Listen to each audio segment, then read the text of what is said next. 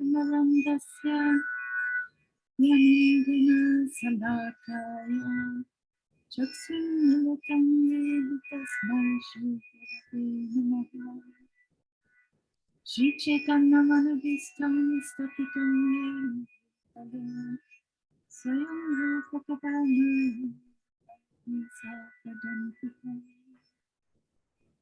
Namam Vishnu Padaya Krishna Prestaya Bhutale Srimate Bhakti Vedanta Swami Namaste Namaste Saraswati Deve Gurvani Pracharini Nirvishesha Sunyavari Prasthuti Vishatharini Mukam Karoti Vachalam Pandolam Dharite Girim Yakipastamaham Bande Shri Gurundarini Vanchakapatarubhyascha Kripasindhuvaicha Patitanam Pavanebhyo Vaishnavebhyo Namo Jai Shri Krishna Chaitanya Prabhu Nityananda Shri Advaita Gadadhar Shivasari Gaura Bhaktivinoda Hare Krishna Krishna Krishna Hare Hare Hare Rama Hare Rama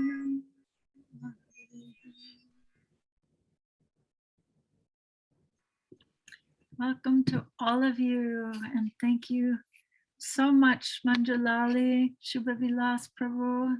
Thank you for inviting me, and thank you all for being here. It's really nice to meet you all. I've been hearing all about how sincere and open-hearted you are, so let's begin. Thank you. So Manjalali asked me to talk about, we're kind of going to do a little overview of chapter 3 and chapter 5 of Bhagavad Gita under the topic of entanglement and disentanglement. So so in these chapters, these two chapters, Lord Krishna is talking about action or karma. Karma means action and it's reaction. Like in the Bible, maybe some of you are familiar where it says, as we sow, so shall we reap. So that's action and reaction. So when we link up our actions with the Supreme Lord, then it's called karma yoga. The action linked with the Supreme is called karma yoga. And when our actions become kind of imbued with the mood of devotion, then it becomes bhakti yoga, or I like to call it the yoga of love in action. So loving action. Yeah. So in the beginning of the Gita in chapter 1, maybe have you already looked at chapter 1 and 2 a little bit? Yeah? Okay. So in the beginning, in chapter 1, Arjuna is, and in chapter 1 and in chapter 2, Krishna begins to speak about the eternal nature of the soul beyond the temporary body. But in chapter 1, Arjuna is still bewildered about what he should do now, how he should act now in this overwhelming situation on this battlefield. And he just wants to run away from this ghastly battlefield. And he's asking Krishna, who is not only his dearmost friend, but now his guru. He's asked him to become his teacher. So Krishna is now his guru as well as his dearmost friend. So Arjuna's asking, and we would all probably be asking if we were in that situation. And he's sort of representing us, actually, like the battlefield of life, right? Life is just really tough sometimes, a lot of times. So he's asking Krishna, Arjuna's asking Krishna, how is it intelligent to get entangled in this crazy battle? This is such a terrible situation. So this is his question to Krishna. So I wanted to begin with a story. I hope you can relate to this story. So when I was serving in the temple in Boston, there was this young man. This was like, wow, maybe 40 plus years ago at this point. But there was this young man who came in the morning. We used to have a class in the morning and discussion, and then we would have breakfast. So we had a really nice temple president at that time. His name was Satsvarupa.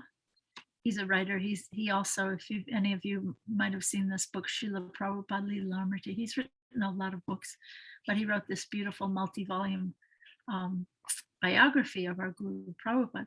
So anyway, what happened was this one morning, there was this young man there who joined us for the class. He was kind of like that was sort of the hippie days. And he was sort of like a hippie type person. And so he was in the class and then staying for breakfast. So Satsvarupa asked him, he said, after breakfast, do you think maybe you could help us out a little bit? Maybe you could help us clean the temple or do a little service and help out a little bit. And he asked in a very sincere way. But this young man said, it was so amazing. I always remember this. He said, no, I can't do anything because to do would be duality. To do would be duality. So he's like posing as a very learned philosophical person, but he was kind of just lazy, actually. He was he didn't really want to like lift a finger to help. I mean, he was happy to stay and eat breakfast, but then he didn't want to help at all.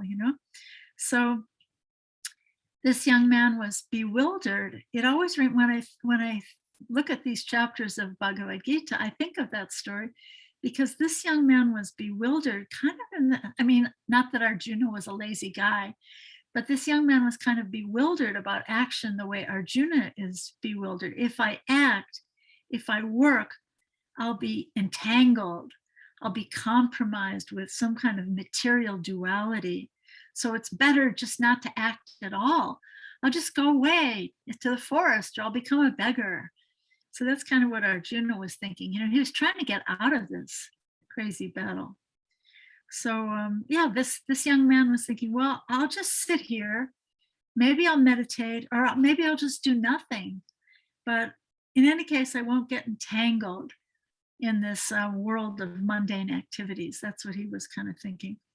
So he was posing as someone who was so wise and so learned, but he didn't understand Krishna's practically first instruction to Arjuna in the Bhagavad Gita, where maybe if you remember, Krishna says to Arjuna, you're speaking like you know so much, buddy, but actually you're a fool. That's basically one of Krishna's first message to Arjuna. So in these chapters, it kind of talks about how everybody has to do some kind of work in this world. You can't even maintain your physical body if you don't do some kind of work. And if you don't work and you're just dreaming or meditating on so many material enjoyments, then you're a pretender, you're a fake, like pretending to be like a yogi, meditating, but actually you're just meditating on so many material things, then you're a cheater, you're a pretender. So actually in one place in the Gita, Prabhupada says it's better to just be a sweeper, an honest sweeper in the street than to be a fake cheater meditator, So just pick up a broom, do some sincere work in service out of gratitude for everything you've been given in this world. So these two chapters talk a lot about sacrifice for God. So you know what I mean when I say, I want to be able to see Brandon. Is it Brandon or Brendan? He's gone. But anyway, it's nice to see the people I'm seeing. So, he talks a lot about sacrifice, right? But that's kind of a foreign word to us here in America. Like, it's not really a word that we hear or use very much. Sacrifice, like, what does that mean? When you think of the word sacrifice, you might think, well, is that something like pushing a virgin off a cliff into a volcano or something? Sacrificing virgins into a volcano? That's kind of like the context that you might think of. But what's really being discussed here in these chapters is gratitude. When we hear sacrifice, we can really translate that word in our brains to the word gratitude. You know what I mean? Like, we came into this world with nothing. God supplies us the light, the air, everything we need to live. And we can thank him or not thank him, but still the light and the air and the food, it's all still there, right? Even if we don't thank him. So it's all been given to us, whether we thank him or not. So God, or in Bhakti Yoga, we say Krishna. Krishna is supplying the necessities to everyone, to the beasts, to the birds, the human beings, and he's the father of all living beings. And the beasts and the birds, the animals, they can't offer him gratitude, right? But as human beings, we have developed consciousness. And so the question is, what are we going to do with that developed consciousness? Yeah. And bhakti means to be grateful for God's mercy. And I offer my gratitude, my thanksgiving, right? So our topic is entanglement, right? And disentanglement. So our entanglement comes when we just grab what we want without taking a moment of pause to thank God or thank Krishna for all his gifts. And this chapter, we're starting to talk about chapter 3. Chapter 3 uses really strong language about that. It actually calls us thieves. It's really strong language, right? Wow. So when you think about it, to just grab something and just stuff it in my mouth, or just grab something desirable object by maybe some guy or some girl, it's sort of selfish and immature and entitled behavior. I'm just going to grab what I want in this world without asking, without thanking anyone. I was thinking, imagine you're at your friend's house, and without asking any permission, you just walk over to the fridge and you just open it up and you just grab whatever you like and start eating it without asking anybody's permission. That would be so rude, right? It'd be so juvenile, actually, and in such an entitled kind of a teenage behavior, really. So, so does Krishna really need us to say thanks? I mean, is he kind of waiting with bated breath for us to come along and say, hey, thank you, God? No, he doesn't. It's for our benefit. That expression of gratitude is for our benefit. When we give thanks, then we become purified and our hearts become transformed. And Krishna himself feels grateful to us when we turn to him in gratitude and love. So there's a beautiful reciprocation that goes around. Like sometimes it's said that love is round. It keeps going around. So when we express gratitude to God or Krishna or God, any name we like, we use the name Krishna. But when we express gratitude, he also feels grateful for our expression of gratitude. And there's something I read the other day that I thought was beautiful, that a grateful heart is a magnet for miracles. Isn't that beautiful? A grateful heart is a magnet for miracles. So if you're interested in miracles happening in your life, try gratitude. And yeah, that's like we call it Krishna magic, right? When those miracles happen. So when we receive those gifts from the Lord and offer them back to him in love, they become prasad. We use the word prasad, or it means his blessed mercy. Just like Holy Sacrament in the church. Maybe some of you started life in a Christian church. So that Holy Sacrament that you take in church, you can actually do it at home and everywhere, just by offering your food to God before gobbling it down. So so we're talking about entanglement and disentanglement here. So what is it exactly that is entangling me? right? We're talking about entanglement. What is actually entangling me? Well, let's look at it more closely. It's my false ego. Um, it's my lust, my greed to grab things or even people in the world for myself without stopping to recognize the gifts of the supreme giver of all things. So when we say false ego means when I'm thinking that I am the material body and not remembering that I'm actually a spiritual being. So that to remember that I'm a spiritual being, in Sanskrit it's jivatma or the soul, that is true ego. But false ego is when I think I'm material and I just think all these things that whatever I can grab and stuff into my mouth or stuff into my house in a selfish way, um, that's entanglement. So at the end of chapter 3 and chapter 2, they talk about how this lust burns like fire and it degrades us. Lust transforms into anger, and then it turns into delusion, and then we get bewildered, our memory gets bewildered. And this is kind of the cycle of entanglement that's described in the Bhagavad Gita. When I'm acting for my own selfish interest, I'm not considering other people, I'm not considering the source that everything came from. And, everything is being given to me so freely, right? Like, did you ever wake up in the morning and think, wow, I've been given another breath of life today? Do we ever stop to say thank you? Wow, thank you, Krishna. Today I've been given another day. How can I use this in your service? So that's kind of a more grateful consciousness, right? Um, yeah, so then what's the path? We're talking about entanglement, right? By our selfishness, by lust, anger, greed, all these things. So what's the path to, would you say, to disentanglement? What's the path to a kind of more of a peaceful consciousness, a peace of mind? So chapter 5 begins to explore that. I'm just really summarizing these 2 chapters. So I hope this is helpful.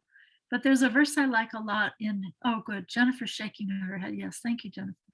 So, yeah, because things can get pretty technical in Bhagavad Gita. So it's nice to give an overview. I like this idea that Manjulali has had to just do an overview to get like the big picture.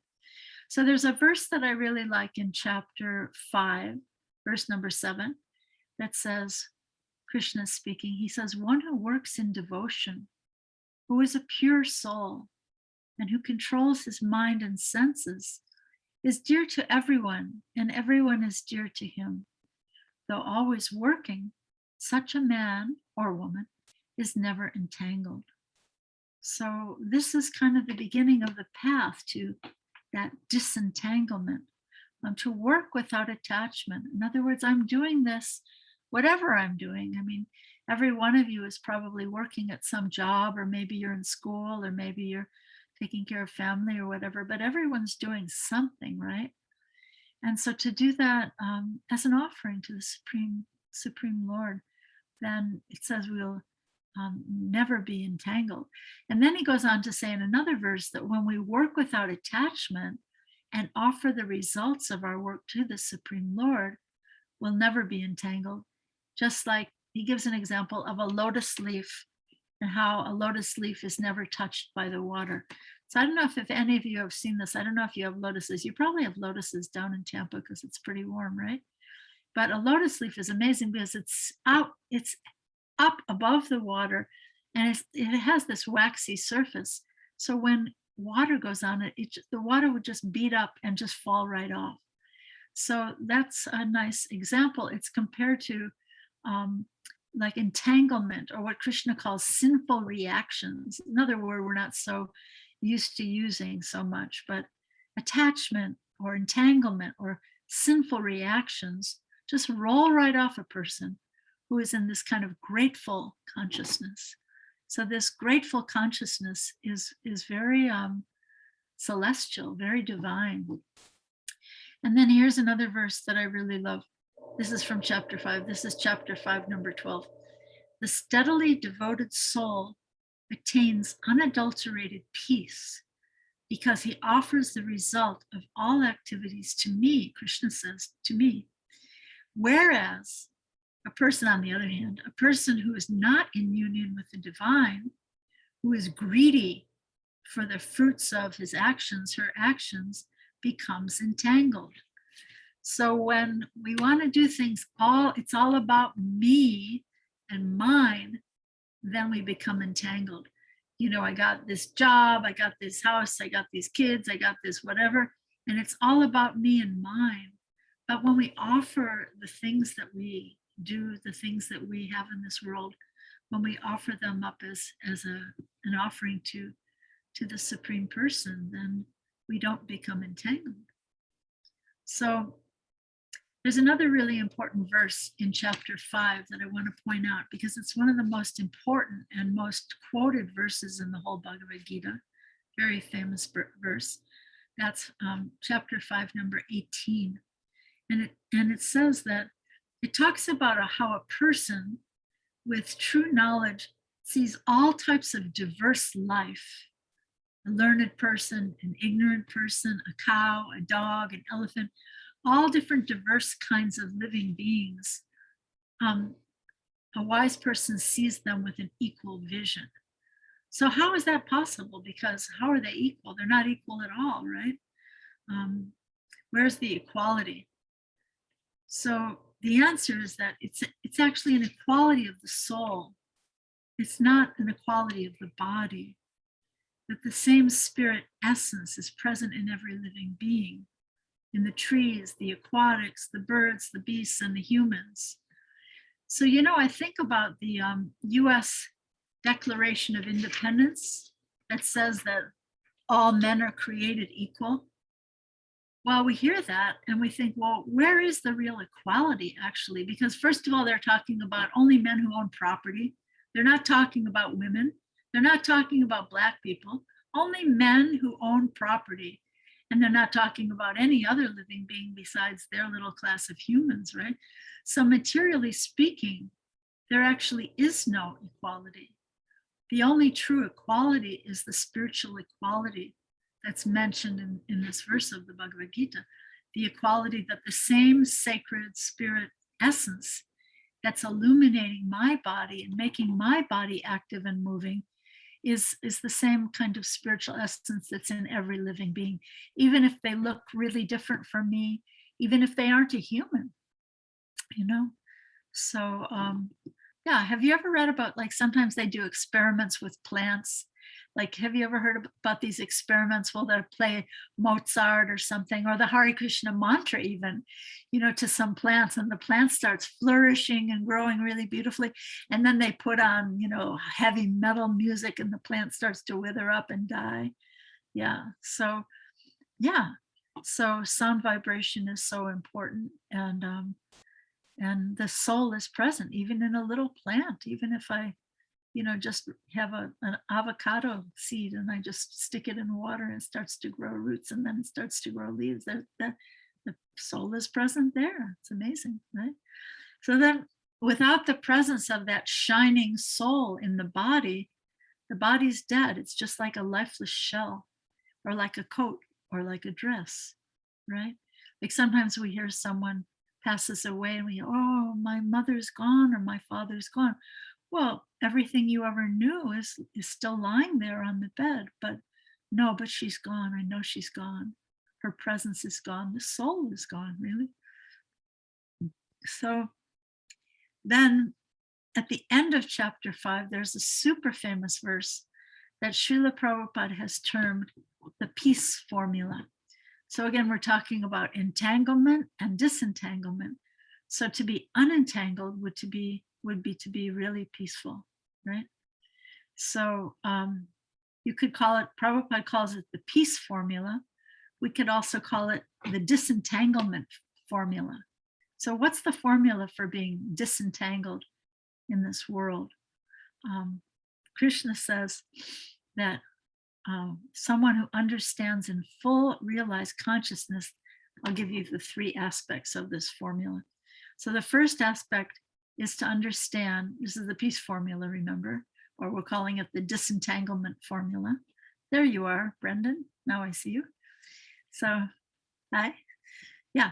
So the first part of it is that everything is meant to be offered to Krishna or God by any name, that he is the true enjoyer of all things. Everything is meant for his enjoyment, right? And number 2, that he is the real owner and the controller of everything. He's the owner of all the planets, of everything everywhere, right?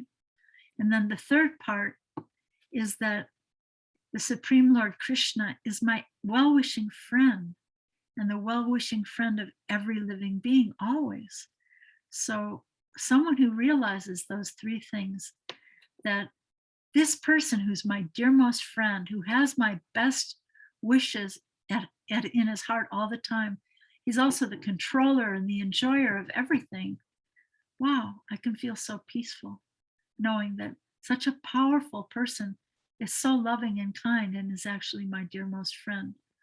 And when we realize that, then we can really feel peaceful. And I would say also fearless. We can feel peaceful and fearless because we won't be experiencing the pangs of material miseries and entanglement. Sometimes if you're really suffering, it just is so peace-giving to just take a deep breath and think, wow, Hare Krishna, Hare Krishna. Krishna is my dearmost friend. He's all powerful. He's all loving. And he controls and owns everything. And he cares about me, little me. So it's feels very peaceful, right? So to realize and to trust in that truth gives us this kind of unadulterated peace, this disentanglement. So yeah, so these are a few thoughts on Bhagavad Gita chapters 3, just a summary, chapter 3 and chapter 5 on entanglement and disentanglement. So thank you all so much for being here. And what do you think? Would somebody like to reflect something back? Or what did you hear tonight in all this? Or what was important for you? Or maybe what's a takeaway for you? What will you remember after these few minutes? And thank you for this opportunity. Brandon, would you like to go ahead? Sure. So, I'm certainly thankful for all of this information. So thank you for sharing all of that. Thank you. With disentanglement, these 3 principles were extremely helpful. But I think my question would lie in addition to like the modes of was it good, passion, and evil? Ignorance. It's like Ignorance. Yeah. Mm-hmm. So, but good kind of still left a little bit of a question mark. Is it this level of devotion is above even good? Because it seemed like good was entangling. No, good is disentangling. So, Okay. Yeah, the mode of goodness has certain symptoms. Peacefulness is one of the symptoms. Being satisfied, being grateful is a very, very big symptom of being in the mode of goodness. Being in the mode of goodness, the symptoms are, tranquility, illumination, peacefulness, gratitude. But if I can give you an example, the mode of goodness is it's like going to the airport. Like if you want to fly to LA, we were just talking about LA a little earlier with Jennifer. She used to live in LA. But so if you want to go to LA, you want to fly to LA, first you have to go to the airport in Tampa or somewhere, right? You can't get to LA without going to the airport. So coming to goodness, to this place of gratitude and peace and kindness, compassion, that's kind of like the baseline that's like the airport for flying into transcendence. And these qualities develop by the process of the cultivation of bhakti yoga, like chanting Krishna's holy name. What happens when we chant that sacred mantra, that it's like sharpening the sword in our consciousness, or Lord Chaitanya talks about polishing the mirror of the mind, the heart. So this, you can imagine that we have so many impressions from so many lives in our minds and hearts. And it's kind of like if you had a mirror that you didn't clean for hundreds and hundreds of years, like in some kind of a haunted house, you know, it would be so grimy and so dirty that you really, really have to polish it a lot. So that's kind of like our consciousness. Yeah. And, you know, the Islamic poet Rumi said something really wise. So Lord Chaitanya talks about cleaning the mirror of the heart, the consciousness. Well, Rumi talks about something similar. He says, if we're disturbed by every rub, then how will the mirror of our hearts become polished? Which is really very interesting too. So if I'm like, you know, if I can't tolerate a little polishing in my heart, then how is my heart going to be polished? And the polishing, what happens is by polishing the heart, when that mirror is clean, we can begin to see ourselves in the mirror. We can begin to see the world in the mirror, and we can begin to see God actually in that mirror. So this is what your question is about, goodness. So this is all coming to the mode of goodness. We can begin to see the self by the polished heart. And the polishing process is chanting Krishna's holy name. You know, powerful method that's given for this age. In the age of Kali, our minds are not, our hearts are not capable of vast years of meditation, but this is the process that's given for the people of this age of Kali. So we can try it, you know. You like kirtan, you know, chanting, singing? Oh, I kirtan all the time. I love it. Yeah, we luckily fun, lively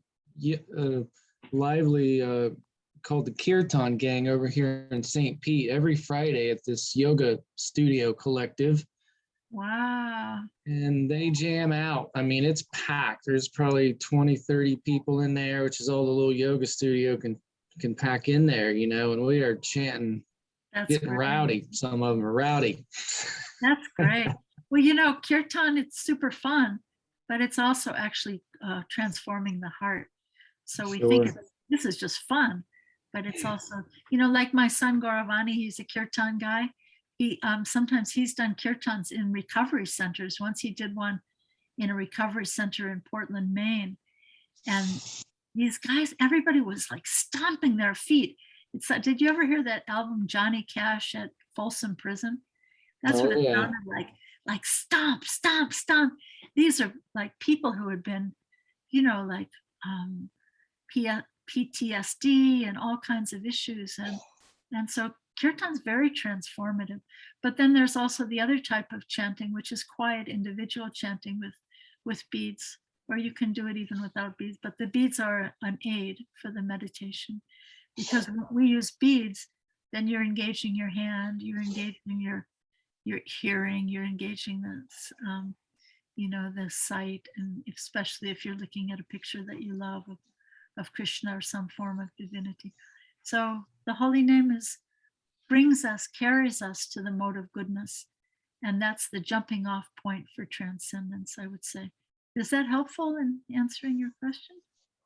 Yeah, that's extremely helpful. Thank you.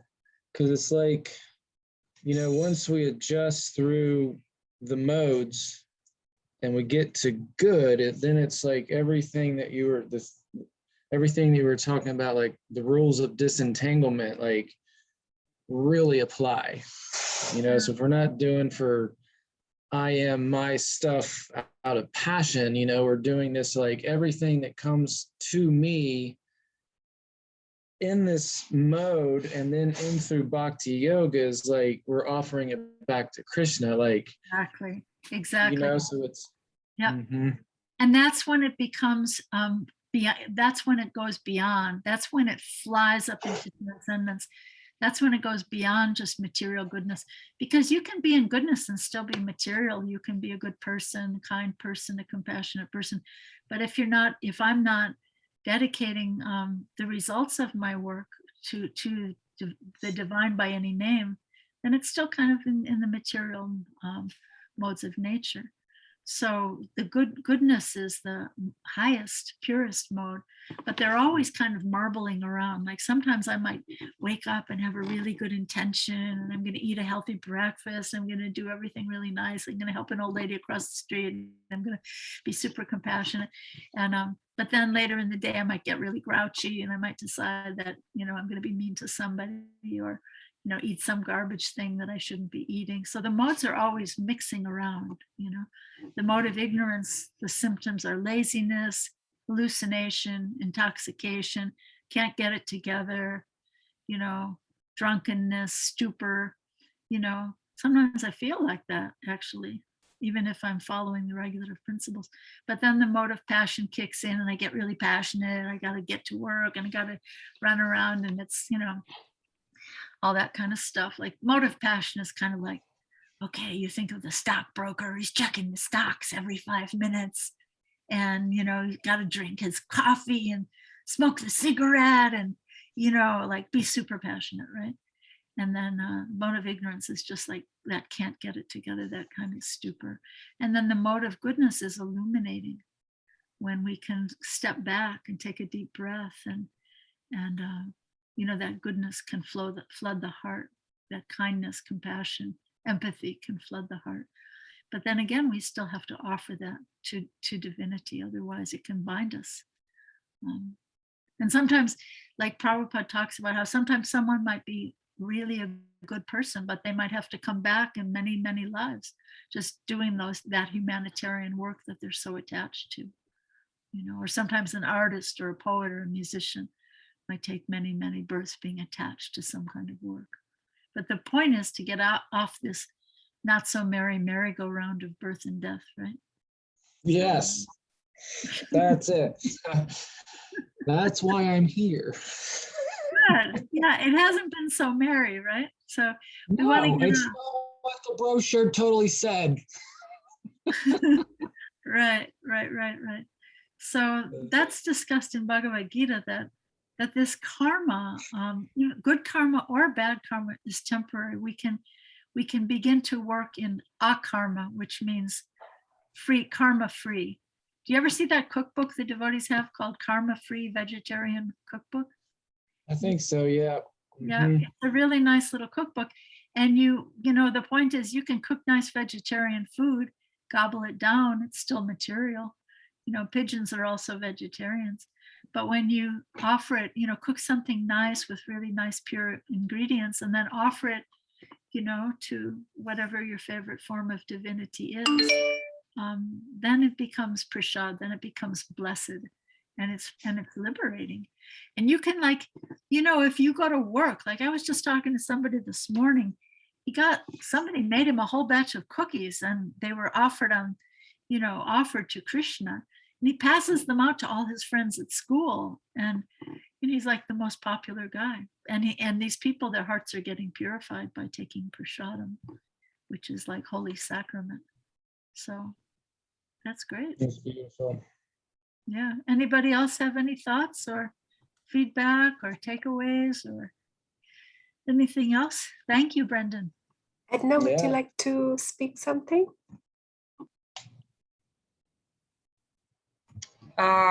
I think Is that Edna? Now we get to see. You're so Hi. beautiful. You're so beautiful. Oh, thank you.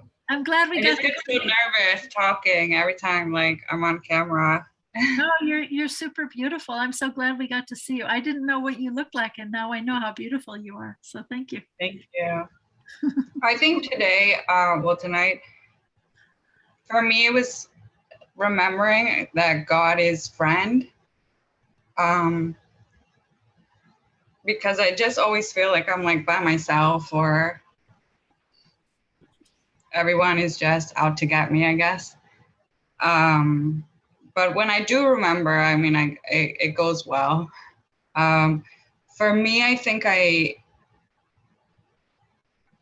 feel like I have like one leg in entanglement and then one leg in disentanglement.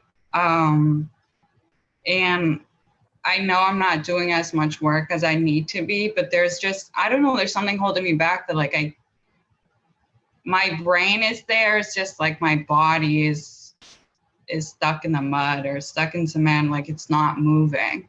And then that's when I get upset, and because it's not like working. So then I end up doing nothing, but just thinking about what I want to do. Mhm. With entanglement though, I did have a question because with my family, I don't talk to any of them right now for a while. I think me and my own little journey, I like it. But I know that they don't get it. I mean, if I have to be honest, they think I'm like joining a cult, and I'm always like, I always want to share like what I learned or what I did, and they always just come back with, oh, that's good, but so it's just like a disappointment. So with the entanglement, is that wrong that I like wanna not be around? Or I mean, they live in Massachusetts, I live in Florida, so they're not around, and I'm here by myself. But even like me like speaking to them, I don't miss it. But then I feel bad because it's like, that's my family. So is that wrong of me to be like that? I think it's kind of natural because when you start, exploring a spiritual path, sometimes your old friends or even your family, they just don't understand. And pretty much parents, I don't know if you're talking about parents, but pretty much parents don't like to hear preaching from their child. They don't like to hear their child giving them wisdom because my child is supposed to be listening to me. I'm not supposed to be listening to my child. So I think the best thing, and I think we've all experienced that kind of, and I think we're all a mixed bag, not just you, Edna, but all of us. We're in this world because we've got a mix of some good karma, some bad karma. We've got some old baggage hanging around. We've got some good stuff, some bad stuff. But so be gentle with yourself and be patient with yourself, and you can take each step gradually. Like there's a nice example that Prabhupada gives in the Krishna book of, how a caterpillar that has like 100 legs just moves from the old leaf onto a new leaf. He puts his first legs onto the new leaf, and the old legs are still on the old leaf. So just gradually, we can make progress, just step by step by step, without beating ourselves up. And what's his name? Theodore Roosevelt, one of the previous U.S. presidents, said something really wise. He said, comparison is the thief of joy. Comparison is the thief of joy. So, I compare myself to somebody else and I think, wow, I'm such a wreck and she's really got it together. And how come I don't have it together as much as her? And, look at Manju Lali. She's so together. She knows how to cook everything and she's so beautiful. And she puts on a sari and she's so put together. And look at me, I'm a wreck, So we compare ourselves, and then, that steals our joy. So I would suggest the best thing with your family, it's natural that you're not going to feel so close to them while you're experiencing this spiritual path. But a really merciful thing you can do for them is send them some prasadam cookies. Like maybe your dad or your mom or both of them love chocolate chip cookies or something, make a batch of cookies and offer them to Krishna, and with love, or you can get some help from Manjalali, and then send them in a box, and they'll think, wow, what a nice daughter we have, how thoughtful she is, and then if they see that you're becoming a more loving and thoughtful person, then they'll relax, because they're just afraid that you're doing something new that they don't understand. But if they see you becoming more thoughtful and more kind, and prasadam really melts the heart. And you don't have to tell them that it's offered to Krishna because they won't understand, You can even have a picture of Jesus on your altar. It can be offered to Krishna and Jesus, whatever. But you don't have to tell them that part. But if you can do some kind, thoughtful things like that, then they'll relax and they'll stop worrying about you. And just be patient with yourself and take each step gradually. Is that helpful? Thank you. Yeah, definitely. It's, for me, I'm like a little mind blown right now because for two things with the caterpillar, I just redid my apartment, and with everything I'm going through, I'm trying to be like, minimal, and the artwork that I selected is a caterpillar, a cocoon, and a butterfly.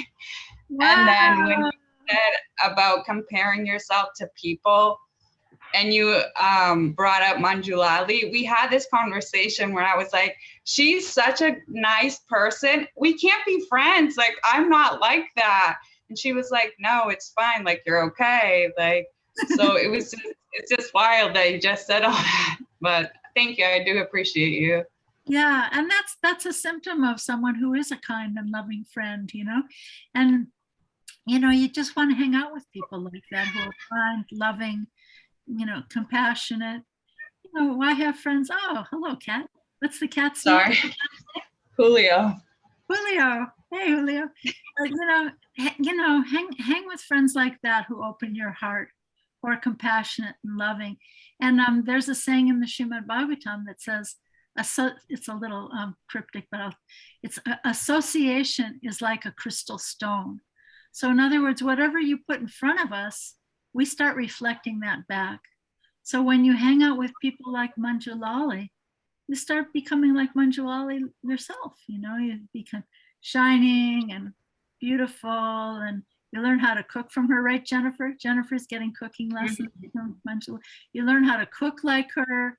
You can learn how to dance like her. You can learn how to smile like her. Not that you're going to become her.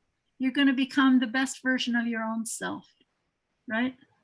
So that's what I think that's what happens to us in Bhakti Yoga. We become the best version of our own self because we're all uniquely sacred and Krishna loves us each for who we are. So. Well, I'm ready.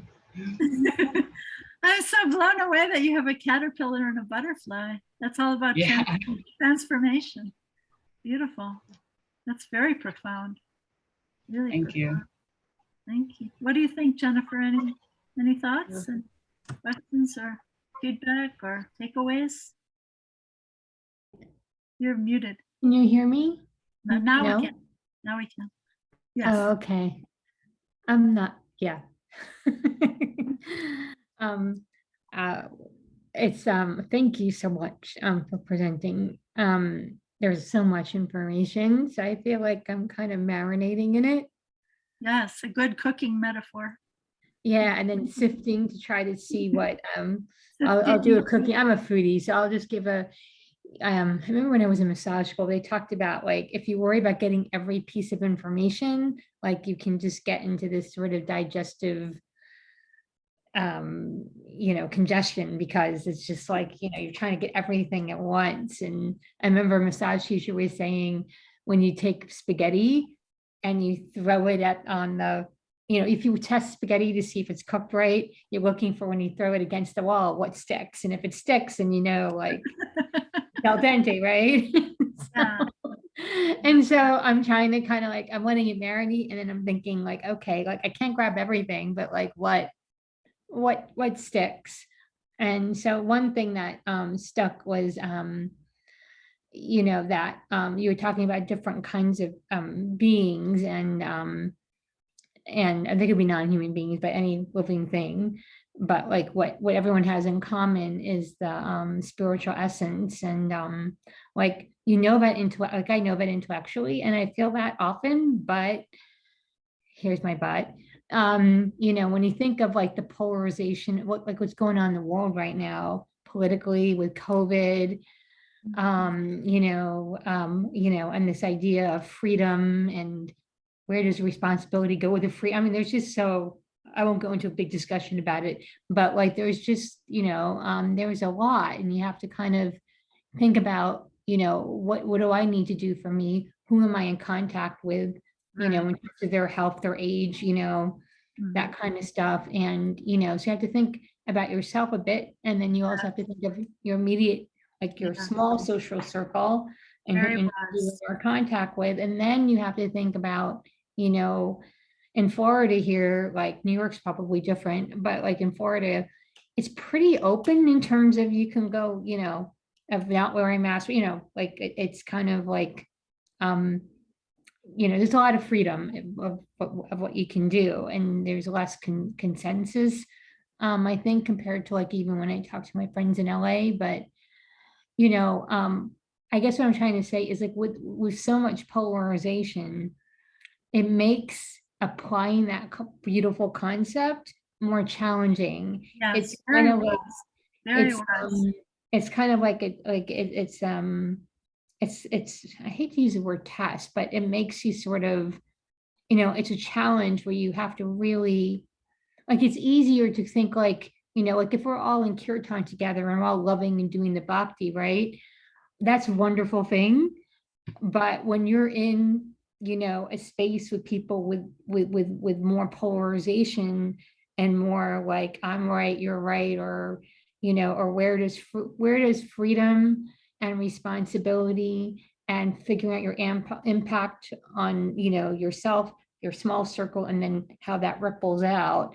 Yes. That's way more. I mean, that, you know, Very important. Very important because, that's you know, really hard. yeah, Yeah. we may have the spiritual vision that spiritual essence is in every living being, but it doesn't mean I'm going to go and stick my head in the alligator that's down in the pond there in Tampa, you know? Yes, with healthy boundaries. That's what I was going to Healthy talk about. boundaries and choosing your friends very carefully, because I can have, like, from a distance, I can respect someone as a spiritual being. Doesn't necessarily mean I'm going to hang out with them. Yeah, you're not going to necessarily befriend in Yeah, in like you can, intimate way. you know, I can fold my hands and respect that spiritual essence is in you, no matter what you're doing or what you're thinking. But it doesn't necessarily mean I'm going to, you know, hang with you in the bar. No, you know. Right. So So you have to have boundaries. And then the other quick question, because I know we're running out of time, is I also study some. I've done a bunch of. I'm 50 something years old, so I've done so many different, you know, seekings in so many different ways. But like in Buddhism, or like there's something that's I see some similarities, but you know, they talk about like, you know, compassion. And then also there's been more research, maybe in the past 10 years, of self-compassion, you know, of how, you know, of how like they used to talk about like when I grew up in the 70s, 80s, it was all about like self-esteem and, you know, like bolstering yourself up, you know. But I like this because it's more of a gentle, heart inspired. It's coming from a different place than this like bolstered self-esteem. But I want to know if you had any insight on, or if there's any insight in the I can't say this well, Bhagavad Gita, about, you know, like how do you, I mean, I know you offer to Krishna, I know, but like where does self-compassion and boundaries, like in the Bible, they talk about how you're supposed to give your shirt off your back, and you know, and it's the people who are poor that are the bad, you know, I mean, they don't support people, you know, it's kind of complicated, you well, know. in bhakti, we understand that the path of bhakti itself is like a little creeper plant that's growing in our own hearts. And that spiritual personality is waiting to be uncovered. It's almost like that spiritual person that is my own self, my eternal self, is in an embryonic state within me, just waiting to be uncovered by the process of hearing and chanting, like watering a little creeper every day. So having a spiritual practice every day is actually feeding your own spiritual self, so that spiritual self starts to blossom and starts to grow. And as we develop in bhakti, that little creeper starts to grow and grow and grow until it blooms with a beautiful fragrance and beautiful fruits. So that's the development of what's called rasa. I don't know if you've ever heard the word rasa before from Manjula, but it means like, I don't think so, unless I missed it. it's a beautiful concept. It means like the sweet taste of spiritual relationship, when I can develop my own sacred self to love Krishna and see everyone as part and parcel of Krishna. So it's just like that watering process of a little, like you might have a little plant on your windowsill. So, you know, Lolly gave me a little, it was a little aloe vera plant. I kill plants, but I haven't killed this one. yeah, But she said, it's like a desert plant, like you've got to do a lot to kill it. And I'm like, okay, then I'll take it because I might have a shot. yeah. So, Well, and think it's of yourself. growing. I Think of haven't killed yourself- it. Think of yourself as your own little plant also that's thriving by the process of kirtan, by the process of bhakti, by the process of offering your food and eating food that's offered to Krishna, that's so spiritualizing. So you're feeding your own sacred self. This is nurturing your own sacred self with all those good things. And also, you know, friendship with holy people. It's like the best thing you can do for yourself. You know, like you were speaking so wisely about rights and then responsibilities. I want my rights, right? But Yeah. responsibilities go along with those rights.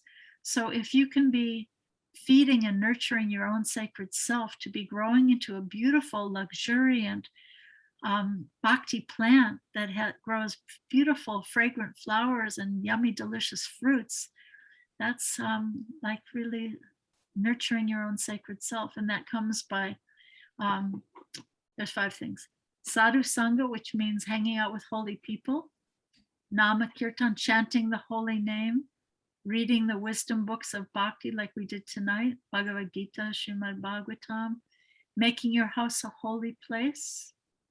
You know, like you can hang up some pictures of Krishna around your house, you know, or caterpillars and butterflies, you know, and that give you an idea of transformation of the self. And then the last thing is, if you have beautiful pictures of divinity that you love, that inspire you, picture of Krishna, picture of Radha and Krishna, or, you know, that's making, I like animals. Yeah, so have some nice. I have manatees and tortoises. I love tortoises, but I have Native American. I have different. Good. So make your house a holy place. And maybe under one of the pictures of one of those animals, you can put up that verse from, write it down, Bhagavad Gita, chapter 5, verse number 18, about how a wise person sees the same soul present in every living being. So when you look at that manatee, or Edna, when you look at Julio, you can think that this is a sacred living being who happens to be in a cat form right now. But actually, I'm going to mute because my phone's going off. Yeah. So yeah, to make your house a holy place, that's the 5th one. So there are 5 things that are very helpful. Chanting the holy name, associating with holy people, hearing wisdom books, Bhagavad Gita, Srimad Bhagavatam, making your house a holy place. And what's the last one?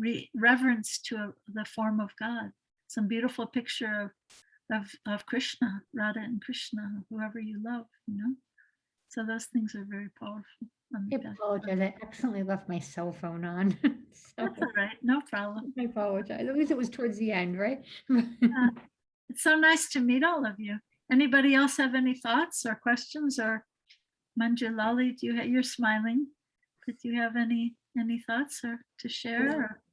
Just very grateful for nurturing all of us here tonight. Well, thank you for gathering these beautiful, like-minded, effulgent, shining people. Yeah.